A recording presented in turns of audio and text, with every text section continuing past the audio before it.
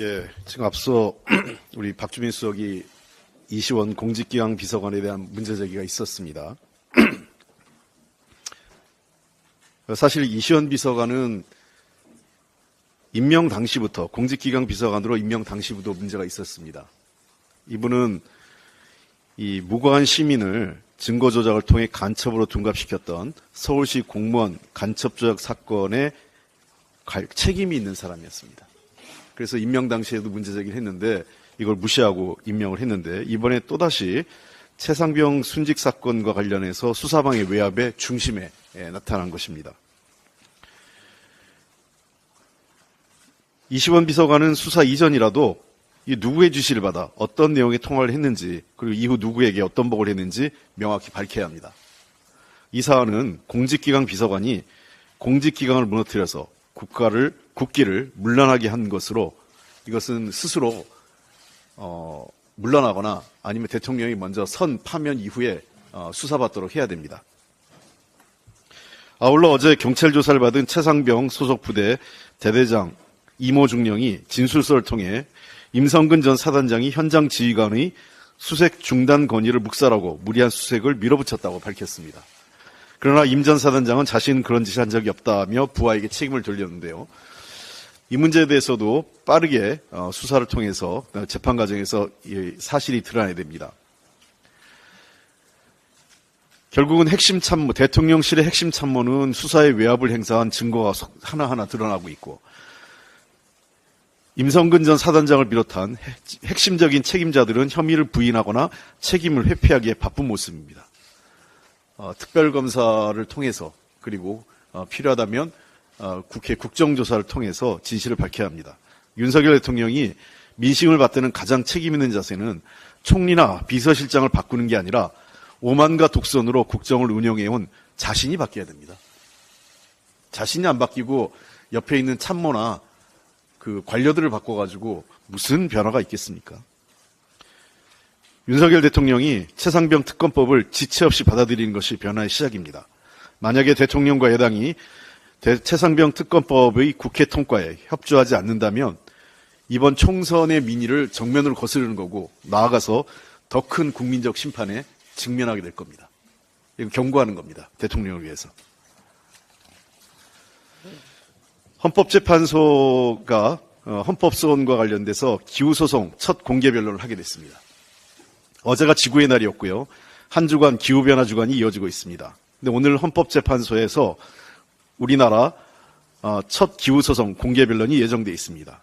이는 2020년 3월 청소년 기후활동가들이 국가가 기후위기에 대한 노력을 게을리해서 생명권 등 기본권을 침해당했다며 소송을 제기한 지 4년 만입니다. 우리나라의 기후소송은 아시아에서도 최초입니다. 많이 늦었지만 국민과 국가의 생존이 걸린 기후위기 문제에 대한 정부와 우리 사회의 대응을 성찰하고 바로잡는 계기가 되길 바랍니다. 윤석열 정부가 출범 이후 기후위기 대응에 거꾸로 가고 있습니다. 국민의 안전과 생명 물론 한국 경제까지 위기에 처하게 될 것이라는 우려가 점점 높아지고 있는 상황입니다. 윤석열 정부는 2023년 3월 제1차 탄소중립 녹색성장 기본계획에서 산업 부문의 온실가스 감축 목표를 이전보다 낮췄습니다. 2023년 1월 10차 전력수급 기본계획에서는 2030년 재생에너지 발전량 목표를 낮추고 원전의 비중을 높였습니다. 우리나라는 2009년 이명박 정부에서 처음 온실가스 감축 목표를 수립했습니다. 당시 2020년까지 온실가스 배출량을 30% 줄이겠다고 했으나 이명박 박근혜 정부에서 온실가스 배출량이 오히려 증가했고요. 박근혜 정부는 2016년 목표 달성 연도를 2030년으로 변경해버렸습니다. 이를 민주당 정부가 2018년 배출량을 기준으로 2030년까지 40% 줄이는 목표를 확정했으나 다시 윤석열 정부에서 이 기조가 흔들리고 뒷걸음질 치고 있는 것입니다. 이미 유럽과 미국에서는 국가의 적극적인 기후위기 대응을 촉구하는 판결이 이어지고 있습니다. 기후소송이 시작된 네덜란드에서 정부가 온실가스 감축량을 늘려야 한다는 판결 이후 독일, 프랑스, 미국에서도 같은 판결이 계속되고 있습니다. 최근 유럽 인권재판소는 스위스 정부의 기후위기 대응 미흡 책임을 물어서 여성 노인에 대한 배상금 지급 판결을 하기도 했습니다. 우리는 미래 세대의 권리를 끌어다가 소진하면서 미래 세대에게 짐만 넘기고 있는 것입니다. 현재 산업구조, 현실을 탓하거나 핑계 삼을 것이 아니라 적극적으로 구조를 바꾸는 노력으로 파국을 막아야 합니다. 제가 지난 2월 교수단체 대표연설을 통해 기후위기를 비롯 공정경제, 혁신경제, 저출생 문제 등 우리 사회 미래과제에 대해 여야가 관용과 협업의 정치로 해답을 찾아가자고 말씀드린 바 있습니다. 총선의 민의도 미래를 좌우할 문제들을 정치권이 치열하게 토론하고 협력하면서 해결하라는 것입니다. 더 이상 늦출 수 없는 기후위기 문제에 대한 초당적인 협력을 이제 시작해야 될 때가 됐다고 생각합니다. 앞서 우리 유동수 정책수석이 고환율 등의 문제 심각하게 지적을 했습니다. 예, 단순히 환율 상승은 수입 물가 상승으로 인해서 국내 물가 전체를 인상시키는 영향을 주고 있습니다.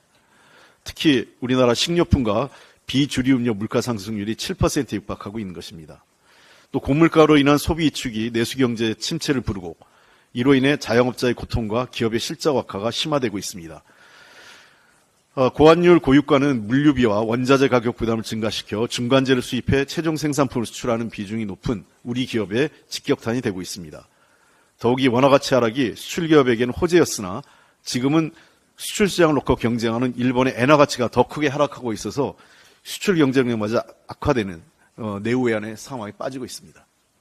특히 다양한 환리스크 회피 수단을 가지고 있는 대기업에 비해서 고환율 고유가에 무방비로 노출되어 있는 중소기업의 어려움이 큰 만큼 지난해 중소기업 중앙회 조사에 따르면 절반에 이르는 중소기업이 환리스크에 전혀 대비하지 못하고 있다고 응답이 됐습니다. 아울러 원자재값 급등으로 공사비 증가 그리고 고금리로 인한 분양시장 침체는 건설 경기에도 매우 부정적인 영향을 주고 있습니다. 최근 한국건설산업연구원 발표에 따르면 지난 2월 국내 건설 수주 실적이 10조 2천억 원으로 전년 동월 대비 24.2%나 감소했습니다. 민간 부분의 재개발 수주는 45.3%, 재건축 수주도 16.2%나 줄었습니다. 이렇게 국민, 기업, 자영업, 소상공인 모두 어렵습니다. 근데 정부가 전혀 지금 역할을 못하고 있습니다. 외국한 평형기금 20조가 세수결손에 사용되는 등 변칙적으로 재정 운영을 해서 정부의 역할이 더 할 수 없게 만들어놨습니다. 윤석열 대통령과 이재명 대표의 회담이 야당과 국민의 의견에 귀를 기울여서 민생을 살릴 골든타임을 놓치지 않는 실질적인 기회가 되기를 바랍니다. 정부도 야당이 요구하는 추경 편성에 좀 더 적극성을 보였으면 좋겠습니다. 한 가지만 더 말씀드리면 오늘 아침 일찍 일본의 여야 의원들 90여 명이 춘계 예대제를 맞이해서 A급 전범이 합사되어 있는 야스쿠니 신사를 집단 참배했습니다. 기시다 총리는 이미 21일 공무를 복납했습니다. 이것뿐만이 아닙니다. 일본은 방위백서를 비롯해서 각종 정부 간행물을 통해서 독도의 영유권을 주장하고 있습니다. 그런데 어떻게 됐는지 윤석열 정부가 이러한 일본의 영토 침탈 그리고 역사 왜곡 부정에 대해서 어떠한 입장도 제대로 내놓지 않고 있습니다. 윤석열 대통령이 한일 관계를 중시하는 거 저도 인정합니다. 그 필요성은. 그러나 한일 관계를 중시한다고 해서 영토를 침탈하고 한일 관계의 역사를 왜곡 부정하는 것까지 용인해서는 안 됩니다. 대한민국의 대통령이 국민에게 존경받지 못하면 외국의 정상들이나 외국의 여러 언론으로부터 무시와 조롱을 받기 쉽습니다. 저도 윤석열 대통령을 고스란히 지지하고 그럴 수 없는 입장이지만 대한민국의 대통령이 외국 언론이나 외국 정부로부터 무시당하거나 조롱받는 것은 원치 않습니다. 대통령께서 일본의 역사 왜곡과 영토 침탈에 대해서 강력한 입장을 좀 표명해 주십시오. 국민으로부터 존경받아야 외국으로부터 존중받습니다. 이상입니다.